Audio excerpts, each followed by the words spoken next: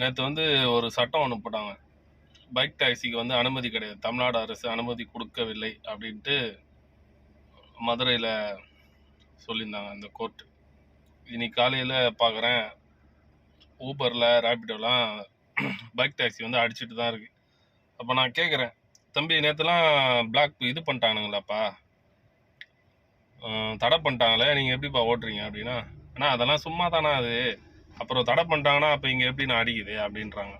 அதாவது எப்படி தெரியுமா இந்த சட்டம், சும்மா மேல் வார்த்தையாக சொல்லிட்டாங்க, நாளையிலேருந்து தமிழ்நாடு அரசு வந்து பைக் டாக்ஸிக்கு அனுமதி இல்லைன்ட்டு. ஆனால் அதை மீறியும் ஓட்டிகிட்டு தான் இருக்காங்க.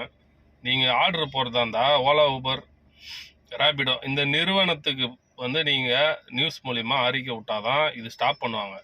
நீங்கள் சும்மா வாய் வார்த்தையாக சொல்லிவிட்டு இன்னைக்கு காலைல எல்லாமே எடுத்து ஓட்டுறாங்க. இது எப்படி தான் என்ன சொல்கிறதுன்னு தெரில.